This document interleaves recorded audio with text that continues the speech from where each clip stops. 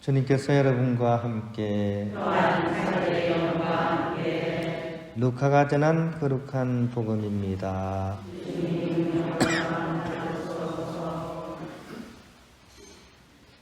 그때 예수님께서 제자들에게 말씀하셨다.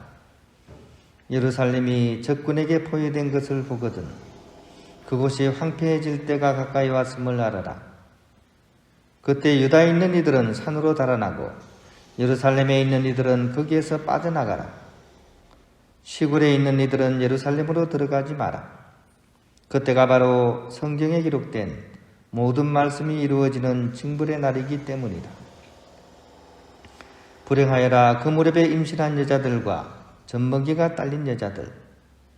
이 땅에 큰 재난이 이 백성에게 진노가 닥칠 것이기 때문이다. 사람들은 칼날에 쓰러지고 포로가 되어 모든 민족들에게 끌려갈 것이다. 그리고 예루살렘은 모든 민족들의 시대가 다 찰 때까지 그들에게 짓밟힐 것이다.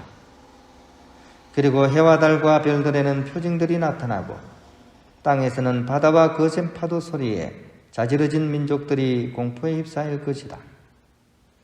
사람들은 세상에 닥쳐오는 것들에 대한 두려운 예감으로 까무러칠 것이다. 하늘의 세력들이 흔들릴 것이기 때문이다. 그때 사람의 아들이 권능과 큰 영광을 떨치며 구름을 타고 오는 것을 사람들이 볼 것이다. 이러한 일들이 일어나기 시작하거든 허리를 펴고 머리를 들어라. 너희의 속량이 가까웠기 때문이다. 주님의 말씀입니다. 잘 빕니다. 드디어 걱정했던 일이 드디어 이제 터지려고 하는 내용을 담고 있습니다.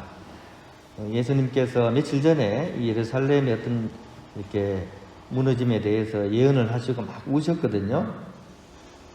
그런데 이제 이것이 무너지는 장면을 그리고 있습니다. 예루살렘이라는 말은 평화의 도시라는 그런 이름인데 평화가 여지없이 무너지는 그런 내용을 오늘 복음은 전하고 있습니다. 실제 역사를 살펴보면 이제 이렇게 벌어지죠. 66년에서 70년 가까이 유다가 이제 독립전쟁을 일으키는 거죠. 그 당시 세계 최강국인 로마군을 상대로. 그러니까 무모한 전쟁이었더니 무모한 전쟁.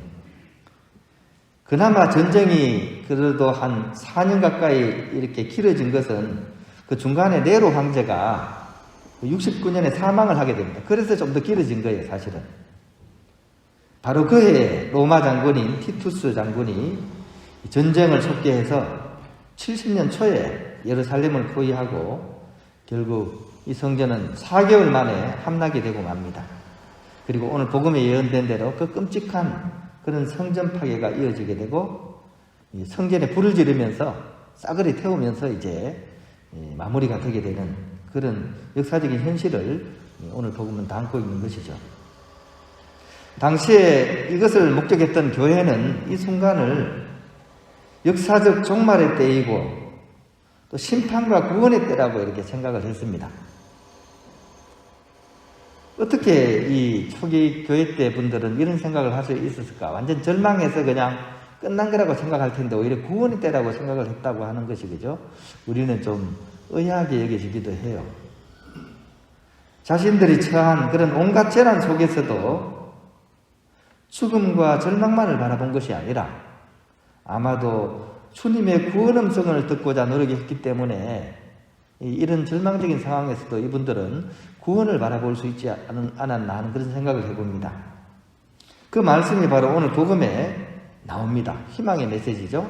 완전히 이제 파괴가 돼서 끝장난 상황에서 허리를 펴고 머리를 들어라. 너희들의 속량이 가까웠다. 속량은 이제 풀어준다는 얘기죠, 그죠? 그 죄의 종살이 거기에서 이제 풀려난다. 이 파괴의 종살이에서 풀려난다 이런 뜻이잖아요, 그죠?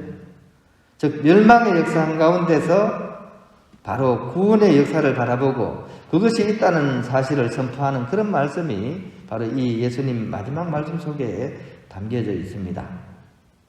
따라서 예루살렘은 비록 망해도 믿는 사람들에게는 주님에 대한 믿음과 희망이 결코 사라지지 않을 것이라는 또 한 번의 예언 말씀으로 받아들여도 될 그런 말씀이라고 하겠습니다.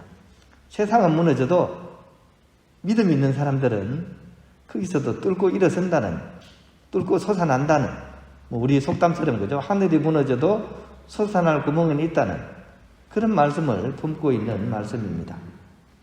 결론적으로 우리는 이 오늘 복음을 보면서 가장 좋은 시나리오를 우리가 써나갈 수 있어야 됩니다. 왜냐하면 이 단순한 예루살렘 멸망 사건이 2000년 전에 벌어진 그 사건만이 아니라 오늘을 살아가는 우리의 삶의 자리, 그리고 내 몸 자체가 또 하나의 성전 아니겠습니까? 내 인생의 어떤 성전에 대한 이야기이기도 하기 때문에 우리는 이 복음 말씀을 나의 현실로 끌고 와서 묵상할 수 있어야 하겠습니다. 가장 좋은 시나리오는 첫째는 예루살렘이 무너지지 않게 해야 됩니다. 내가 주님의 예루살렘 아니겠습니까? 그죠? 이게 무너지게 하지 말아야 된다는 거죠.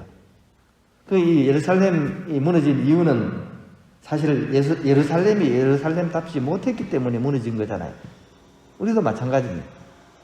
우리가 주님의 성전다운 그런 삶을 살아갈 수 있도록 평소에 잘 살아야 돼요. 근데 그럼에도 불구하고 내가 어떻게 할 수 없는 환경들이 있죠. 그죠? 내가 어떻게 할 수 없는 그런 환경들로 인해서 무너질 때가 있습니다. 그럴 때는 어떻게 해야 되냐? 그래도 내적인 예루살렘은 결코 무너지지 말아야 됩니다. 왜냐하면 우리는 주님을 믿는 사람들이기 때문입니다. 그 어떤 상황에서도 주님은 나와 함께하고 계시기 때문에 우리는 결코 무너지지 않는다는 그런 확신과 믿음을 가지고 사는 사람들, 그런 희망의 사람들, 그런 사람들이 바로 그리스도인들이기 때문입니다. 우리는 하늘을 향한 믿음과 희망을 지닌 사람들이라는 사실을 한시도 잊어서는 안 되겠습니다. 아무리 추운 겨울이 다가와도 그것을 이겨내고 결국은 가장 아름다운 꽃을 피우는 홍매화 같은 그런 사람들이기 때문입니다. 오늘 강론의 마무리를 도종환 시인의 홍매화라는 그런 시로서 마무리하고 싶습니다.